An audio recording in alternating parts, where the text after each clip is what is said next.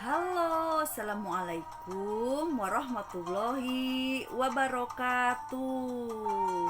Apa kabar sahabat-sahabatku semuanya hari ini? Jumpa dengan saya lagi, Neng Eva. Semoga hari ini sahabat-sahabatku yang soleh dan soleha, yang baik hatinya, yang rajin menabung, yang tidak sombong, dan juga rajin sedekah, dan juga yang cantik dan yang ganteng, semoga sehat-sehat selalu dan dalam lindungan Allah Subhanahu wa Ta'ala. Dan semoga kucuran rahmat, keberkahan, dan keridhoannya tercurah untuk kita semua, serta kita mendapatkan syafaat baginda Rasulullah Shallallahu Alaihi Wasallam baik ketika di dunia maupun di akhirat kelak. Amin amin amin ya robbal alamin. Baik sahabatku, kita lanjutkan lagi tentang psikologis para salikin yang versi takwa, join nafsu mutmainah ya. Kalau yang kemarin itu kan join nafsu al-mulhamah ya, tercerahkan gitu, jiwanya itu sudah terang, sudah cerah, dan sudah banyak mendapatkan hidayah Allah gitu kan, dan sudah banyak menapaki ibadah batin itu hampir keseluruhan ia jejaki gitu.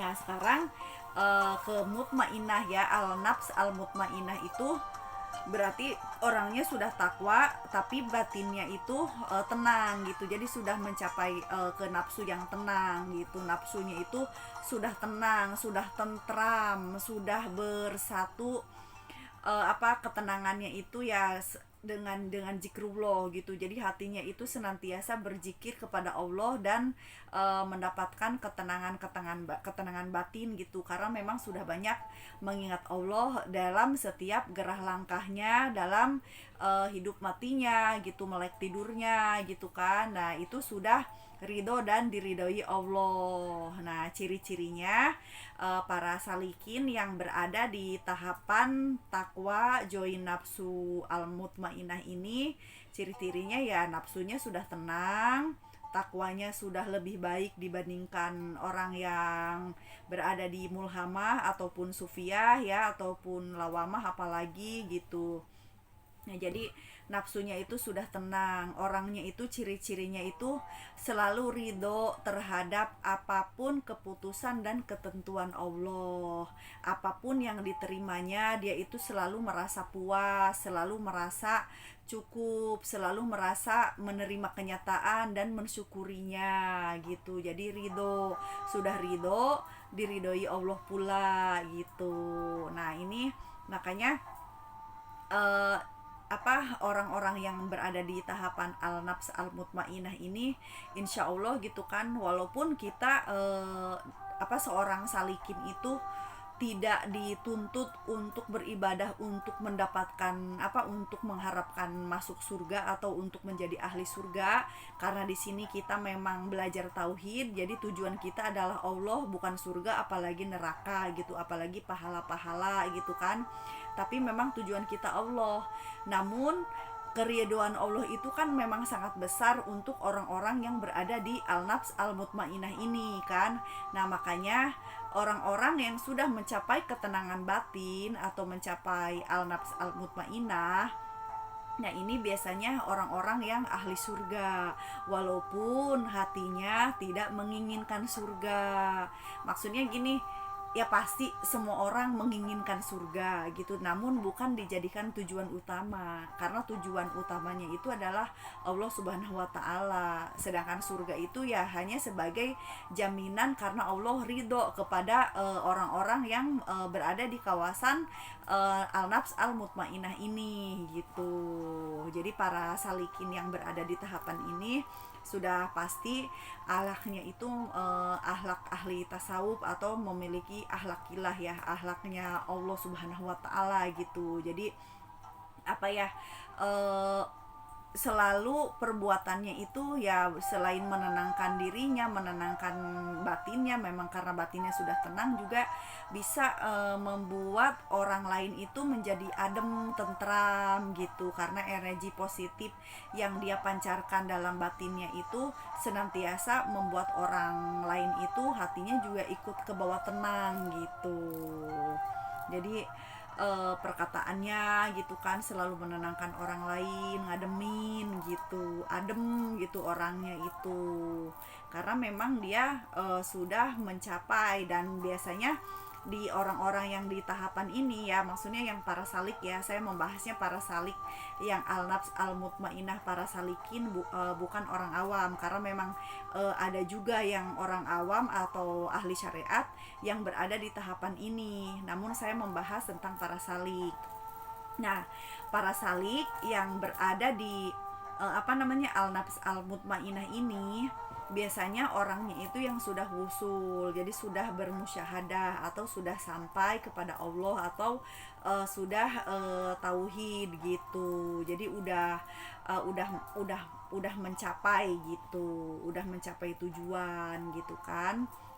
Ya makanya kalau sudah nafsu yang tenang ini, ya apapun yang diterimanya, apapun yang Allah takdirkan, dia selalu ridho gitu, selalu ridho apapun itu, mau baik, mau buruk, mau musibah, mau maksiat, mau kesalahan, mau keburukan gitu kan, mau hitam, mau putih gitu, dia itu pokoknya orangnya ridho dan selalu tenang jiwanya. Jadi enggak gerasak gerusuk, enggak gemerah gemuruh gitu kan, enggak menggebu-gebu.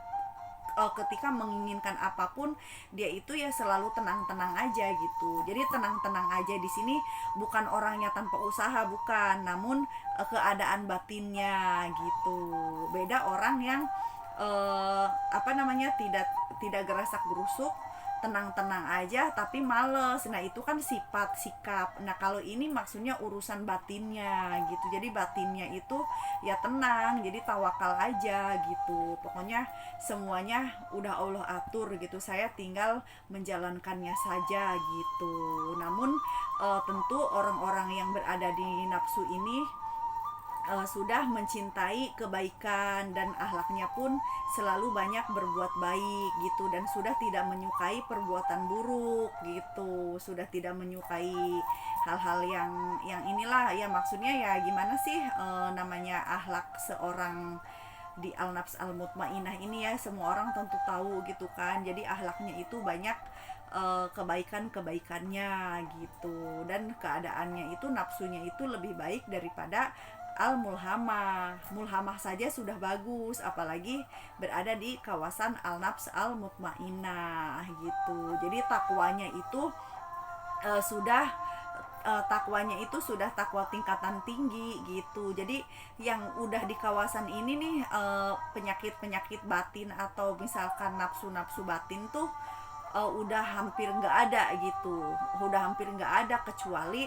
memang dia sedang ditakdirkan oleh Allah hal-hal yang tidak diinginkan misalkan ya, itu kan lain, karena memang di samping kita memiliki tingkatan-tingkatan nafsu, tetap qada dan qadar Allah itu memiliki ketentuan yang Allah tentukan tanpa harus sesuai dengan keinginan kita gitu. Itu beda porsi ya, artinya kan intinya keadaan hatinya itu yang lebih baik daripada mulhamah gitu. Apapun yang terjadi, ridho dan tawakal serta tauhid itu tidak akan lepas gitu. Jadi jiwanya itu tidak lepas dari lingkaran Allah gitu, tidak lepas dari Allah gitu. Segala sesuatunya ia serahkan, ia kembalikan kepada Allah gitu. Jadinya tenang gitu, tentram jiwanya, banyak wirid, banyak zikir gitu kan.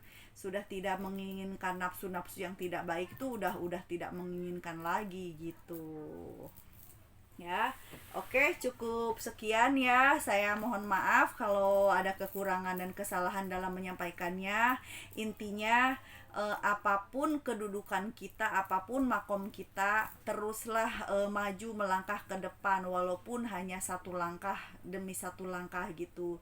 Jangan sampai sudah melangkah mundur lagi gitu kan. Lebih baik kita melangkah sedikit-sedikit tapi terus maju ke depan sampai mencapai apa yang kita tuju, yaitu Allah Subhanahu wa Ta'ala. Dan semoga setiap hari kita semakin lebih baik lagi, baik keadaan lahir maupun batin, sehat jasmani, sehat ruhani ya, dan terang di dalam, terang di luar gitu ya. Amin ya robbal alamin. Saya mohon maaf kalau ada kekurangan dan kesalahan dalam menyampaikannya. Saya hanya manusia biasa yang belajar dan terus belajar. Ambil baiknya dan buang buruknya. Semoga bermanfaat ya. Minal aidin wal faidin. Mohon maaf lahir dan batin. Wassalamualaikum warahmatullahi wabarakatuh. Sehat selalu.